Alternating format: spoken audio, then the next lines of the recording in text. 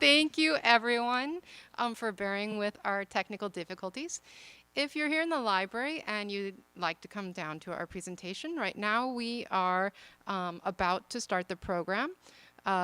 Freedom to Read Month book giveaway, which we already gave away the books. And this program is the Bluest Eye. We're going to talk about the book that we all read together. So my name is April Younglove, and I'm an adult services librarian here at the library. This program today is sponsored by the Friends. The Friends of the Lake Oswego Public Library are a nonprofit organization dedicated to providing enhanced support for library projects. Some of those projects include the Summer Library Challenge, music and author events such as this one, monthly trivia nights, and the fabulous Lake Oswego Reads program.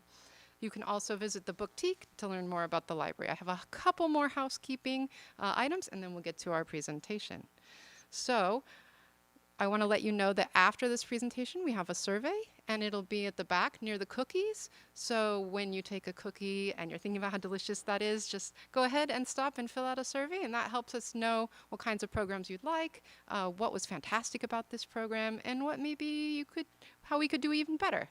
I do know we could do even better at the tech, for instance, right now.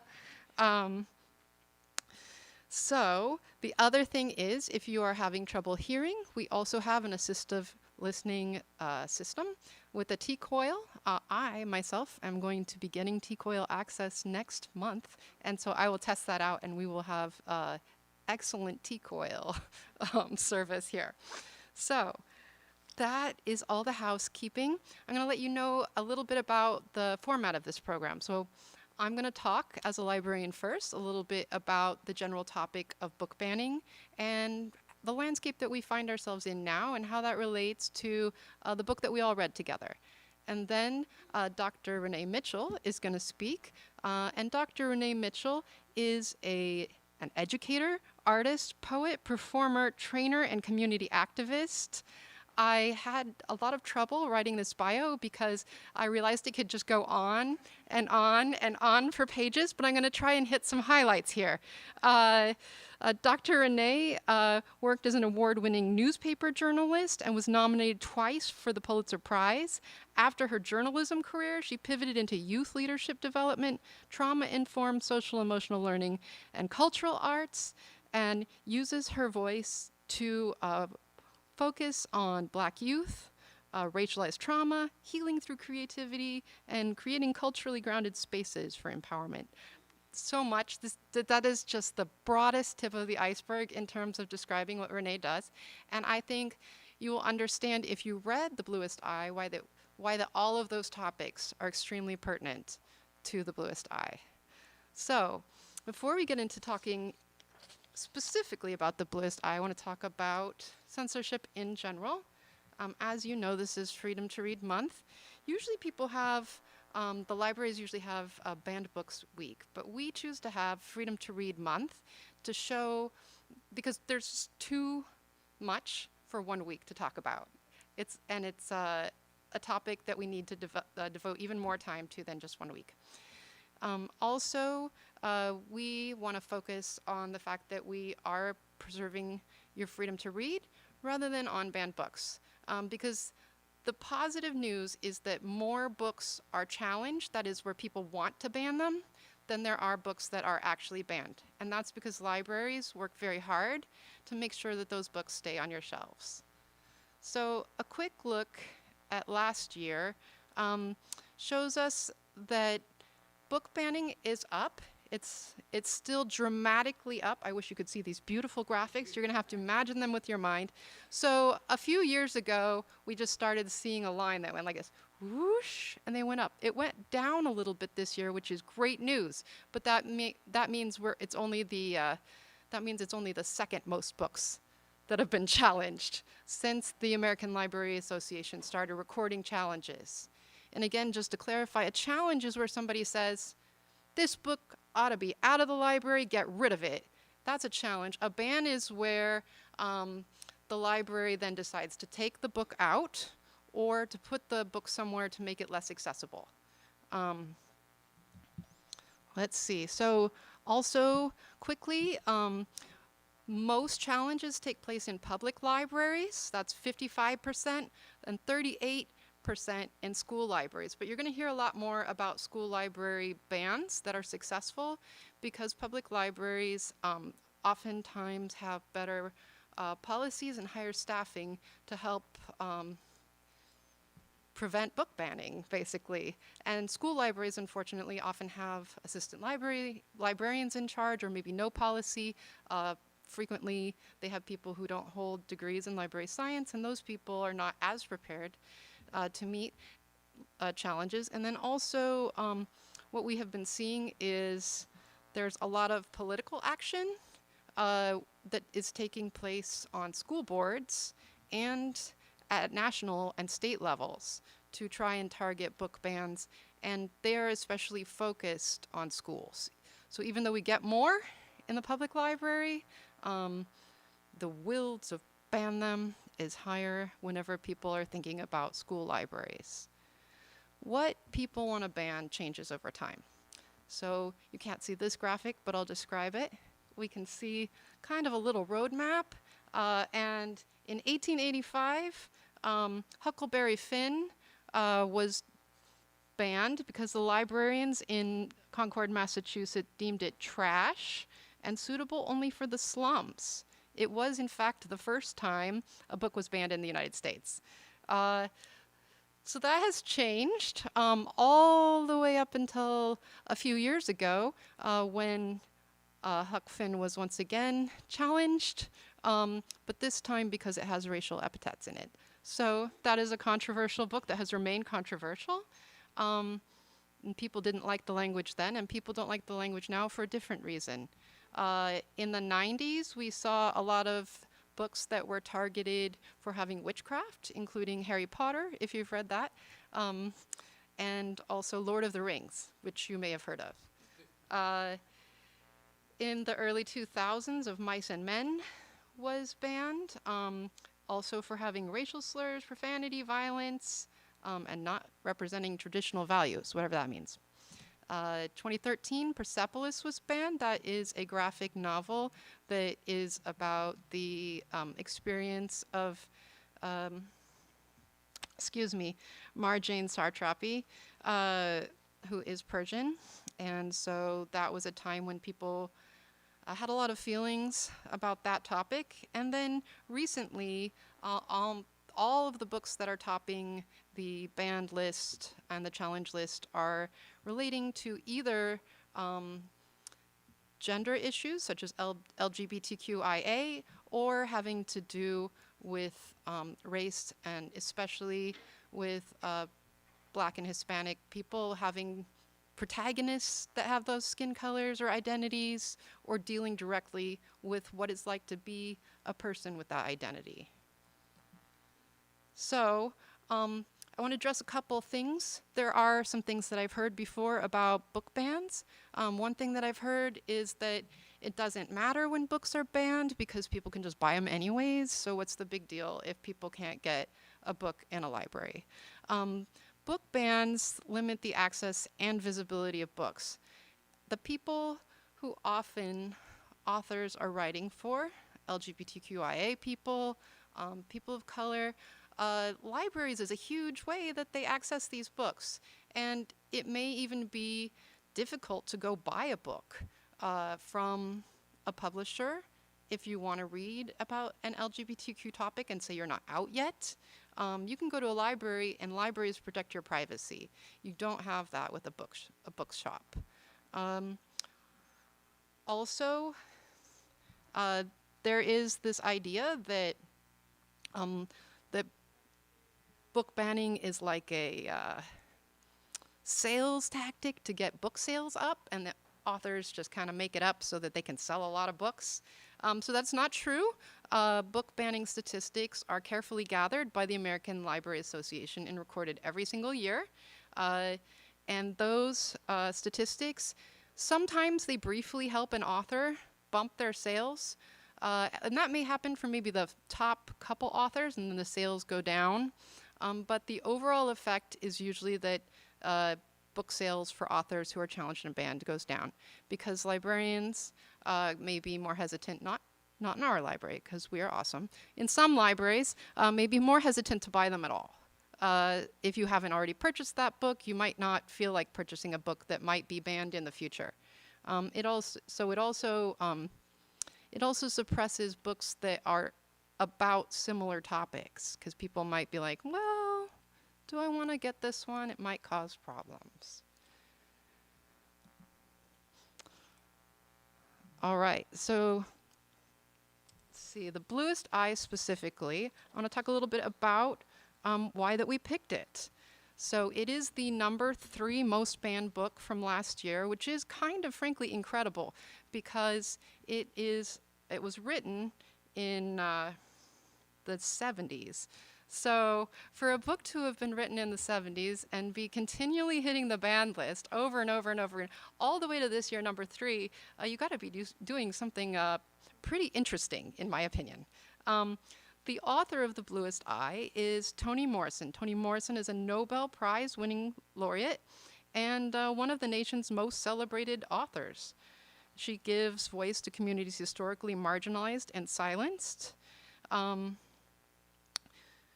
And themes that she addresses include race, trauma, identity, and power. And again, that's exactly why we invited Dr. Mitchell to talk. And specifically, the reasons that it is being targeted right now when people say that they want to ban it, they usually aren't saying that. They're saying that they want to ban it because it has sex in it. But the truth is there are many, many books on the library shelves that have those same topics in them that are not being targeted for bans. So it seems a lot more likely that, like the other books that are also being targeted, that it is being targeted specifically because it is addressing issues of inequality. And that's a very difficult thing that people don't necessarily want to hear about right now. So we're not just spotlighting a classic, we're choosing it because we know that it's contested. Also, this is a dialogue, so we don't expect that everyone who read this book will love it. And we expect that there may be complex opinions about it. So we want to invite a little bit after people to talk about maybe feelings that they had about reading the book. All right, I'm almost done, and then you get to hear from the person you came to hear from. I wanted to talk briefly about book bans here in Oregon, because it's pretty well known that there are book bans nationally happening, but this is another thing that sometimes I hear at the library that people don't know about. Book bans are happening in Oregon. So there were 51 challenges last year in the state of Oregon at both public libraries and at school libraries. So I'm gonna just tell you about a few of the incidents that happened last year. In McMinnville, they attempted to remove 7 books. The board there voted to keep them. So that's fantastic. That's an example of libraries doing their job. In the city of Florence, a book was removed despite a committee recommending its retention. So the board decided that the committee was wrong. In Grants Pass, 2 books were removed. There was a huge list of books in Grants Pass that were submitted asking to be removed. That is part of the overall trend right now, is that it's oftentimes individuals from out of state, out of a community, or within a community that have been given a list by a political group, and they haven't read those books, and they just say, I've heard these are all bad, take them out. So in this example, Grants Pass, they got a big list of books, and then they decided that they would remove 2 of them and leave the others. In keeping with generalized, this isn't a book ban per se, but it is part of the things that are happening. In Newburgh, the Newburgh Library hung a pride flag, and it was shot at with a BB gun in the window. And the last thing I wanted to tell you about that was happening in Oregon last year is there was a bill prohibiting book bans, saying that if somebody wanted to ban a book in Oregon based on a protected class. So if your reason for banning the book is there's gay people in it, or there's black people in it, you can't do it. And we actually did pass this law in June. It took a long time. It went back and forth and back and forth, and I'm really proud of Oregon for doing that. So that I want to leave you with a positive note, which is that even though book banning is rising and it's a problem, librarians are working hard, and this people around you, you are in the majority. Most people don't support book bans. Also, here in Lake Oswego, we have an intellectual freedom policy and a materials collection policy. And one of the great things this does for our patrons is it means that if somebody wants to ban a book, they can't just contact us on Instagram with a list saying, ban all these books. They have to come in person and have conversations. And in fact, most times when it is an individual who's concerned about a book, a conversation is a great way to resolve things. And we found that that does resolve things for any issues that we've had over the last few years. So this is a great place to work. I love working here. And I am ready to pass this off to Dr. Mitchell. I'm going to pull her presentation up so that she can see it, even if you can't. One moment. See if I can get it. All right. Come on up. Thank you for that perspective.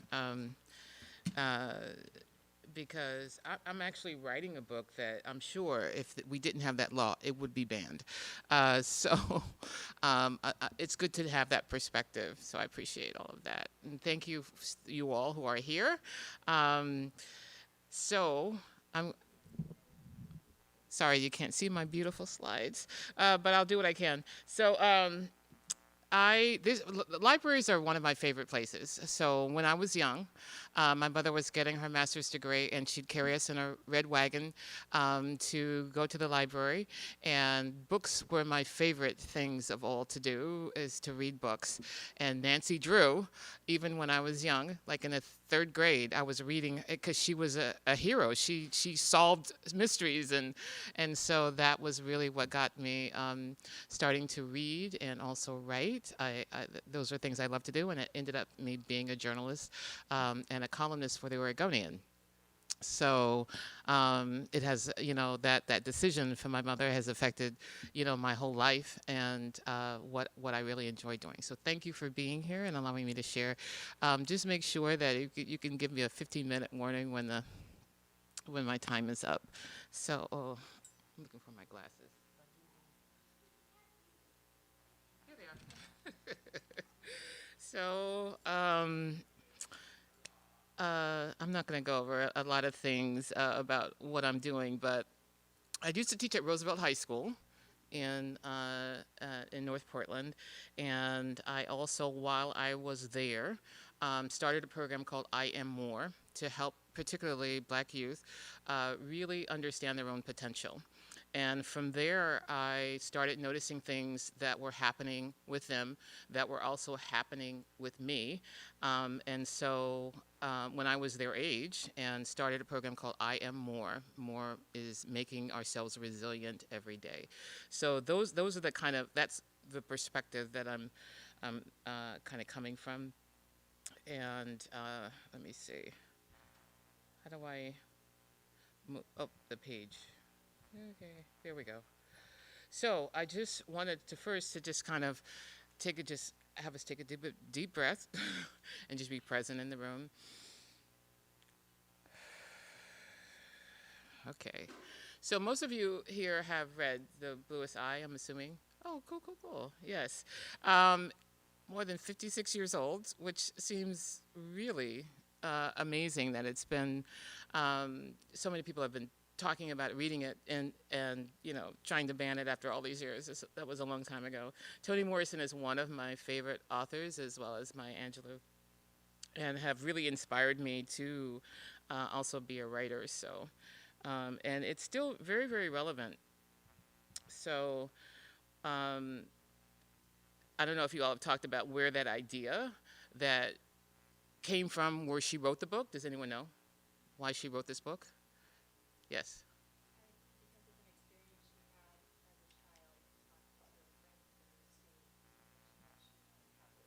Yes. Yes. And at the time, she thought that her friend was just really insecure, right? But then as she became an adult and started to understand society's issues, she recognized that there was something rotten in the soil, and decided to write the book. So it's good to have that perspective. And so, I want to break down why this book is being banned.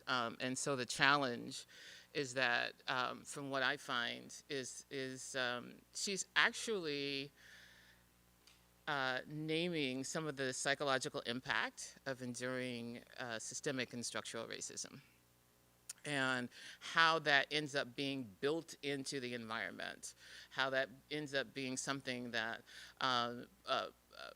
particularly, I'm going to focus on the Black community, is happening a lot, that people don't really see. It's like the soil. We don't see necessarily what's inside of it, but it is conditioning everything that really happens in those communities. And so I'm going to talk about that a little bit more when we go through this handout that I've given you on your paper. But one of the things that to give you a little bit about my background, so when I left the school, Roosevelt High School, one of the things that I started to understand was seeing that they were experiencing the same things I was seeing. So what can I do about that? I mean, that's always been, my father was a social justice advocate. That was always in my mind. Okay, so what are you going to do about it? So I went in and got my doctorate degree from the University of Oregon. And what I found through my research is that Black youth are the most prodigiously traumatized adolescent group. The most prodigiously traumatized. And so what did I want? So I wanted to do something to try to address those issues and raise consciousness about those issues.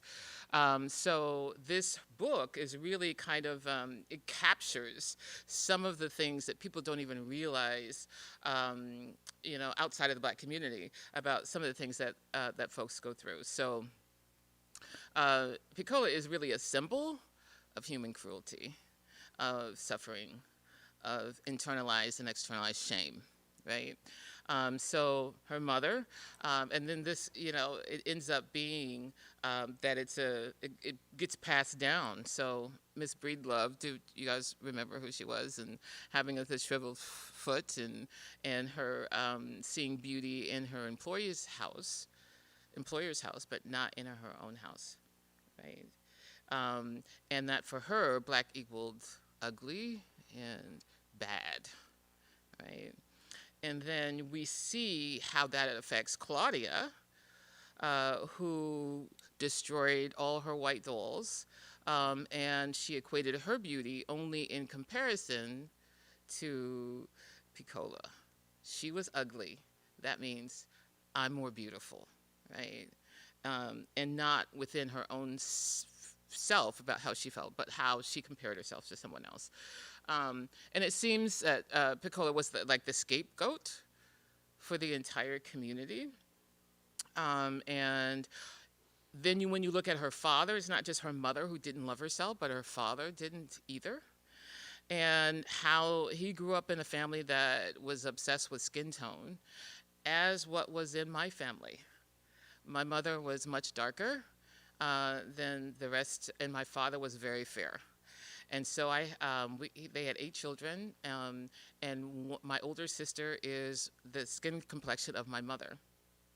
And she grew up hating how she looked. Because, again, as you see in the book, there was a real conditioning in society about what was acceptable and not acceptable. And so just like, within the book, the family was obsessed with lightening their skin because of how people reacted to them, right? And how they felt about themselves. So the suffering of and I'm sure you noticed you didn't hear the voice of the young lady, right? But you heard people talking about her, and that was very intentional. but her suffering made people feel lucky, which was amazing. But so in the end, when she gets her blue eyes, as we know, but it comes at the cost of her own sanity. So um, it just is very indicative of what happens kind of underneath and behind the scenes of what happens in my community, the Black community. So I feel like the motivations for this ban is it really, when you really look at it beyond just the surface, it exposed the lived experiences of a lot of Black youth. Not necessarily the same things that happened to them, but the trauma of living in America. This is what happens to every Black child in different degrees, and these forces lead to like hierarchies, like how light is your skin color? For example, how straight is your hair? There's always a comparison to whiteness, and I again. Grew up in all white schools, and did I tell you this? I went to high school in Newburgh. Okay, so, the hotbed of the KKK. So when my father died, and he died because he was a very much a social justice advocate in Santa Rosa, California, and he died when he was playing basketball. After he was playing basketball with some young people, one of them landed on his Achilles heel, and he had a cast on, and he went into the hospital because he was having pains. And it was we lived in a community where there weren't very many Black people in Santa Rosa, California. One of the most expensive places now to live because of the wineries around it. So we went into the hospital, and the doctors refused to serve him. And he had a blood clot that moved up his heart and stopped his heart. And my mother ended up suing the hospital. But he was the breadwinner in our family. And this is how trauma just continues to replicate itself and build on itself, as you see in the book. And so, let me see. I have this beautiful. So, again, some of the issues raised, again, are the legacy of slavery is a real burden in our community. And it's not something people really pay attention to, because in folks outside of the Black community, you don't really see it, you don't really understand it, you don't know how people are being affected by it. But it definitely destroys the hopes and dreams and the possibilities of Black young people, which is why I do the work that I do. There's a real loss of innocence, even in a child, of how they grow up and how people react to them and how they treat them. And just like in the book, there is a unfulfilled desire to be loved. Sometimes in our own household, just like it happened in the book. There's an unfilled desire to be accepted. And there's a double consciousness, because you're looking at yourself in the mirror, but you're also having people look at you and making judgments about that. So there was the poem that I wrote where I talked about how I felt invisible, and that I had to go home and look in the mirror again just to make sure I actually existed. So it's the same issues, but she wrote it so beautifully that people are able to kind of understand. But what I want to make sure that you know, that this isn't something that's just over here. It's something that's very present within our community because of racism and how we see ourselves through the eyes of those who are hostile toward us. So there's a real self-rejection. Before people can reject you, you reject yourself. And that's just part of human nature and a failure of the American dream. And so what happens, all of those things are traumatizing, right? And trauma, which is what I got my doctorate degree in, it really messes up our brain, right? And so most young people are like, I can feel safe, so I can learn, I can interact, I can relax, I can laugh, and I can have fun. When you deal with a lot of trauma around the development age, it's like, I feel unsafe, so I'm constantly on alert to what might be happening. I have to protect myself because I know something is going to go wrong. Imagine having that consciousness all day, every day. And this is what happens with Black youth. So what I loved about the analogy that she did is like it really gives us consciousness about the soil in our lives and what we're planted in and how that affects how we grow. It affects how big we grow, how tall we grow, how we become all we can be. And so many things within that soil are trying to prevent us from doing that. So it does make a difference, and I think that's a real point of her book is it makes a difference where you are planted, how you grow up, what race you are, what level of wealth that you have access to. All of those are part of the soil where we learn who we are and what our capacities are, right? So I want to check in to see where we are. We are kind of like on the same. Okay, all right, thank you. You're easy. There is a graphic that I put on here, but I can't show it. But basically, what I want to make clear is that trauma has been a part of the soundtrack of, I would say, every Black life in America. It's been part of the soundtrack. And it is documented that Black youth in particular, like you see in the book, are the most traumatized adolescent group, like I mentioned before. So I have a piece of paper that I put on your chair. And this is something I actually created when I was getting my doctorate degree, because I was trying to understand what the issues were. And I looked at have you heard of the Bronfenbrenner chart? Bronfenbrenner was a researcher in the 70s, and he basically looked at the systems, the macro system, micro system, the individual system, mesosystem, all of those things that affect people's lives. And I really dived in to take a look at why are Black youth the most prodigiously traumatized, and came up with the breakdown of each of these systems. So I want you to take a minute to just kind of observe some of those different things.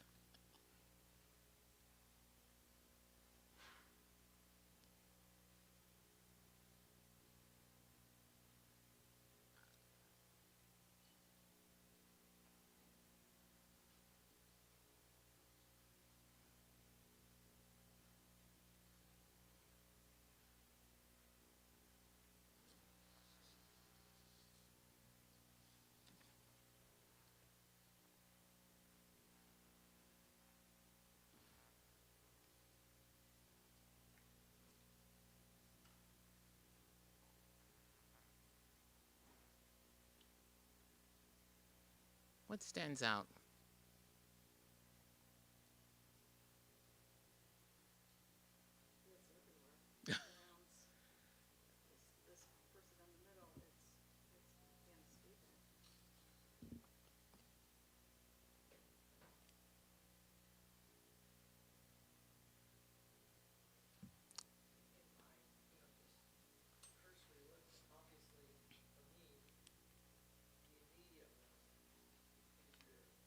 Yes, yes.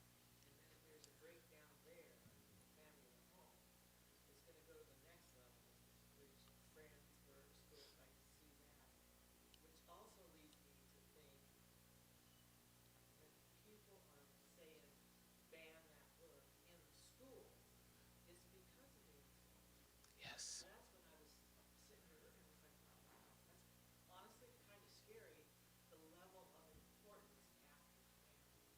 Yes.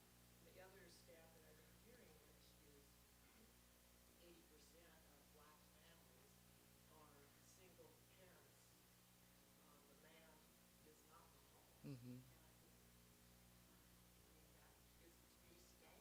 Mm-hmm. Mm-hmm. Absolutely. Mm-hmm. Mm-hmm. Yes. I'm noticing too that you might be a person who feels safe or protected by one ring, but maybe not the other. And then isn't necessarily like a gradient that you might Mm-hmm. do well in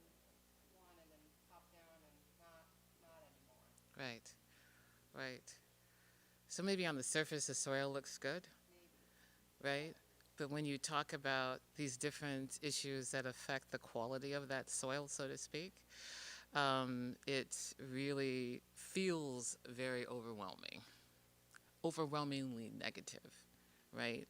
And a lot of things that are out of the control of the community, based on how other people are putting things into that soil, or making those decisions about what that soil feels like, looks like, provides or doesn't provide. So on the back of this, and this is something I want you to just take a look at, but I want you to take home, because not many people really recognize the things that they don't have to deal with, right? So this is a lovely told story, but most in the white community don't have to deal with these things, right? Or they're kept more secret, right? And so this is an opportunity that I would love for you to take home and spend a little bit more time with, and really look at how you are affected in each of these microsystems. It doesn't necessarily mean it's negative. It means you might be positively affected by some of these systems, but it's important to understand the differences that other people have that you might have, right?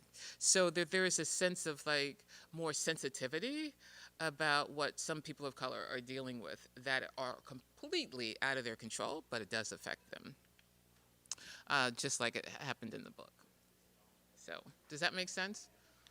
Okay, well, you're welcome to take that home with you. Is there one thing that in one of these ecosystems that stands out that is positive for you?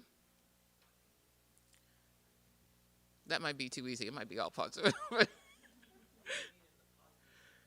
Okay, so on the first part with this filled in, it talks about all of the basically negative things. So research shows from my dissertation that Black youth are the most prodigiously traumatized, and this is an evidence of that. So I broke it down on the different systems of what affects them and affects the quality of their lives, right? And this is a very negative effect. There are things that probably can be positive about each of these systems within your life.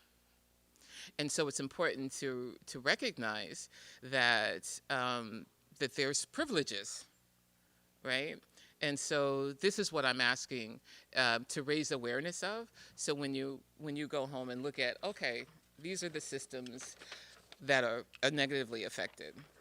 In my world, in my experiences, here are how they affect me.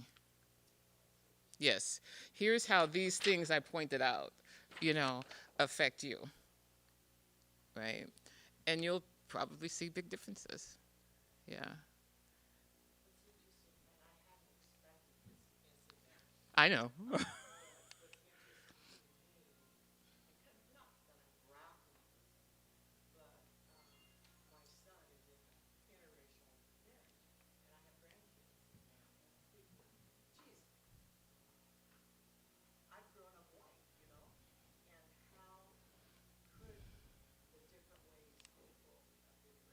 Right.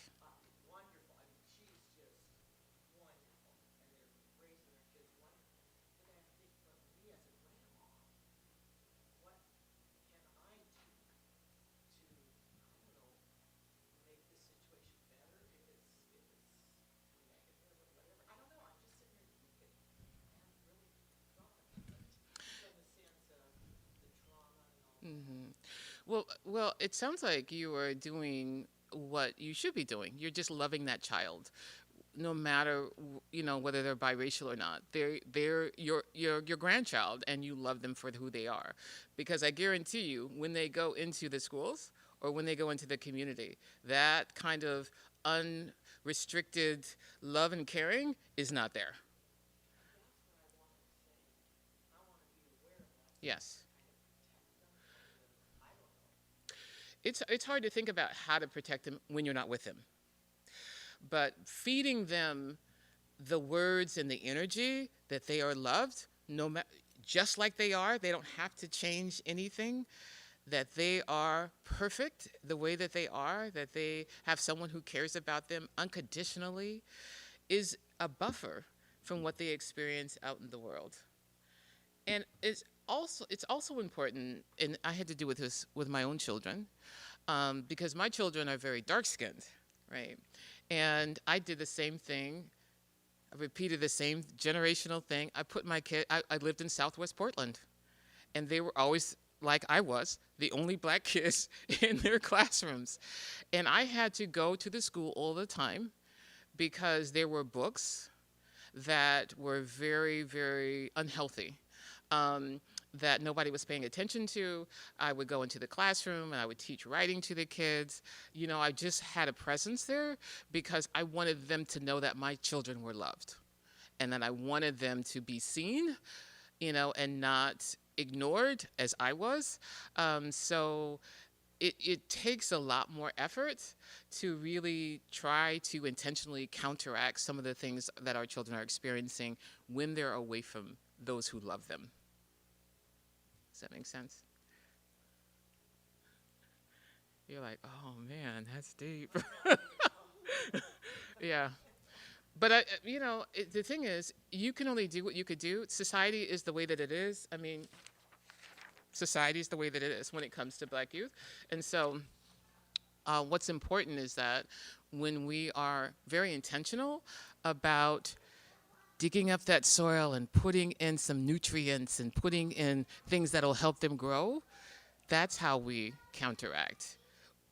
There is no way that we're going to change everything.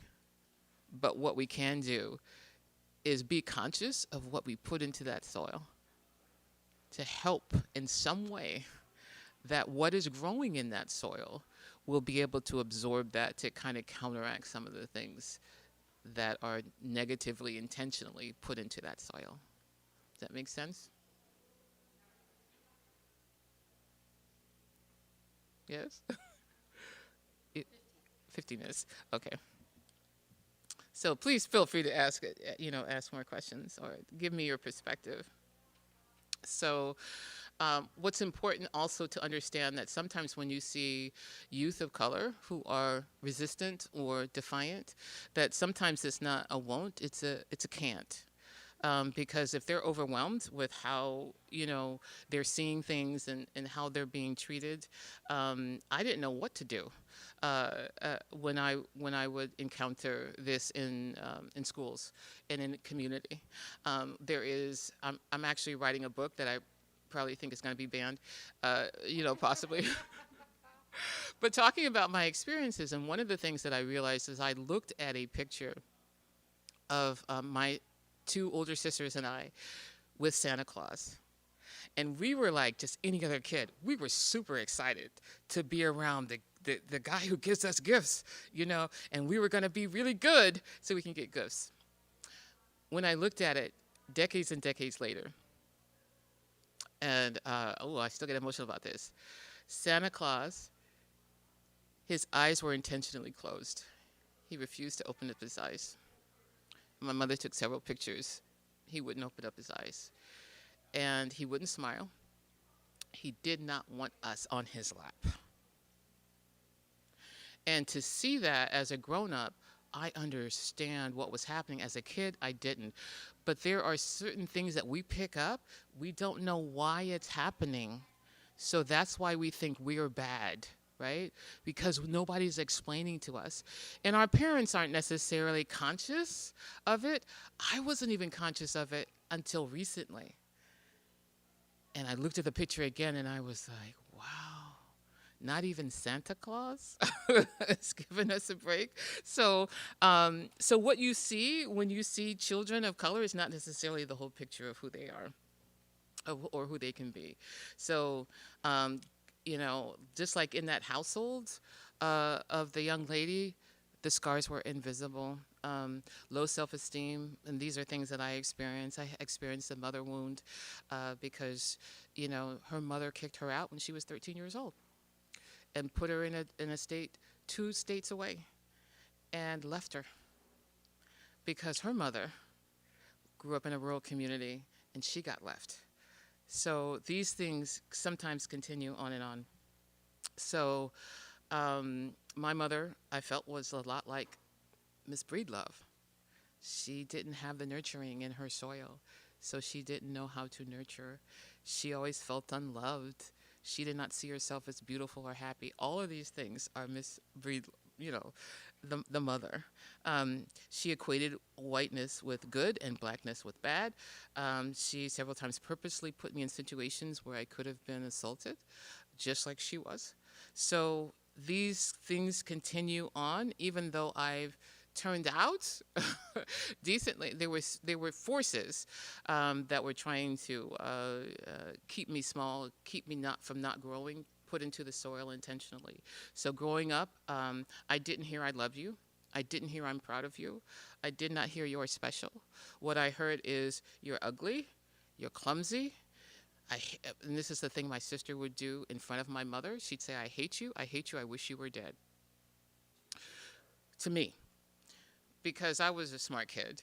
I always got good grades, and my mother rubbed it in the faces of my siblings. And so she was resentful of me because of what my mother was doing. So again, the soil is incredibly important about what you put into it and what kind of nutrients. And so what happens is that you got the past trauma, then you got the bad news, and then and all of these things pile up. So there are times when you see someone just lose it, and you think it's because of that small thing, but it's really the heaviness of the weight that they've been carrying for most of their lives. So you wouldn't see me and think that, oh, you think I had a lovely home growing up. No, it was awful. And then not only in my home, but in my communities. Growing up in Newburgh was awful. I'd have young men stand on the sides of the doorways whenever I would come into the freshman dorm at Newburgh High School and shout, whatever they wanted to shout. And so that was my soil. And youth become traumatized adults who raise traumatized children to populate a traumatized community. And so that's really what's happening that I think more people need to be aware of. And so that's why I became a scholar, looking at why is it that Black youth are the most traumatized, and these are why.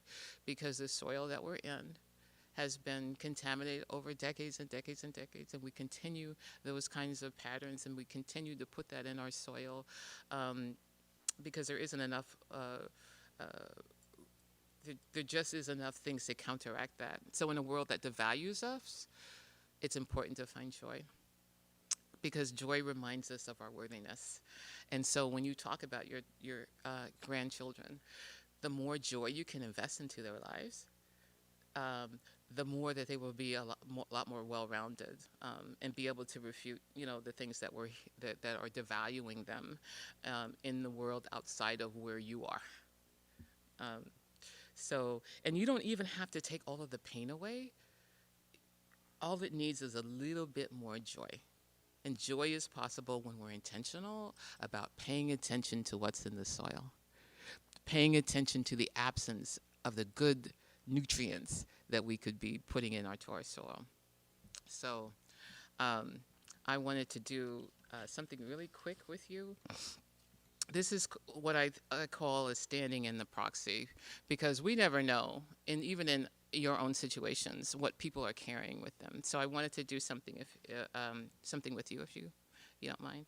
So I want to stand in proxy for anyone who may have hurt you, anyone who may have diminished your dignity, anyone who put negative things into your soil. I want to stand in proxy for your siblings, your parents, your friends, your colleagues, whom you may have felt offended by because you didn't realize that they were showing you the depth of pain that was in their own heart, just like that Santa Claus. They were asking you to serve as a witness to their unprocessed heartbreak.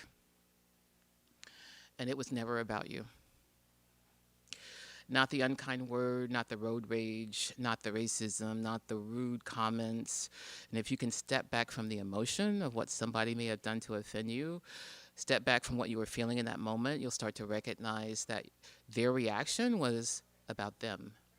It was about them letting you know how deeply heartbroken that they were because of how someone had treated them badly, and how they were left maybe as a child when they were small and felt unprotected and ashamed and belittled, and they didn't know how to express it any other way but to take out their unprocessed pain on you.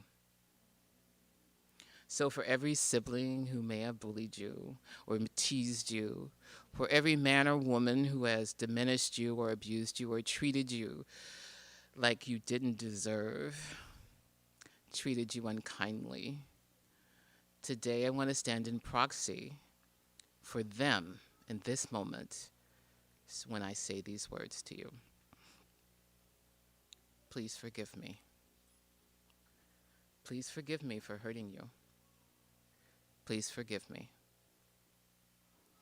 And for everyone you may have offended or dismissed or called out of their name because you didn't like the way they looked or dressed or cut off you in traffic, that they have made it taken too long to move on that green light or waited too long in the grocery store. To every child of your own that you may have unintentionally disciplined or offended or called, made them feel bad for something that they might have done.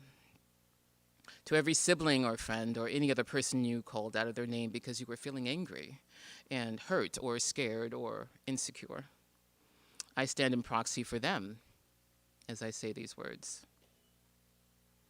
I forgive you. I forgive you. I forgive you.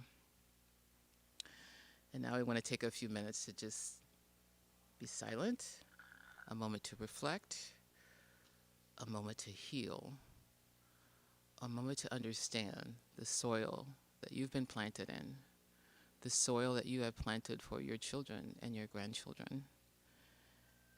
And as we sit here for just a minute or so in solidarity, please place your hand over your heart.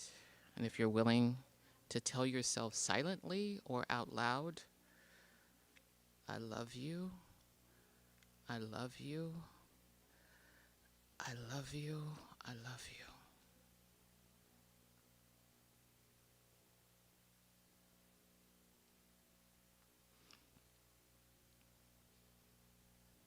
Today you are giving yourself permission that no matter what soil that you grew up in, that you have a right to heal any pains or hidden rage within your life based on how people have treated you, to forgive yourself for not knowing how other people were interpreting what you did or why stress has shown up, and whether you realize in that moment or not. It's a natural human function for your brain to react to a perceived threat.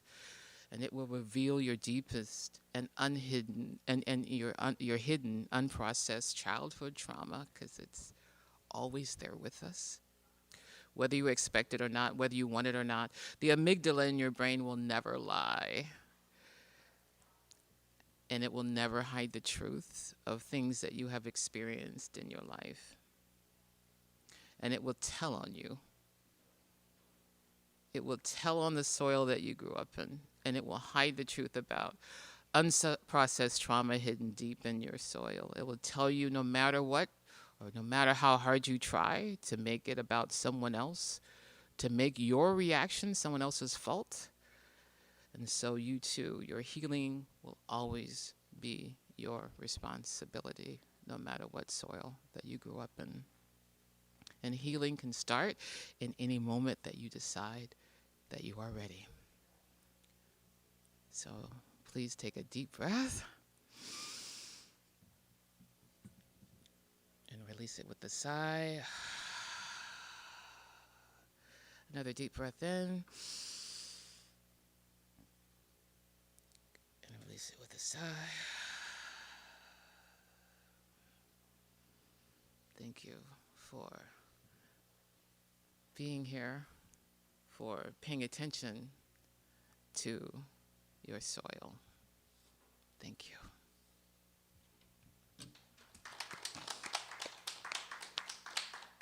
Any questions?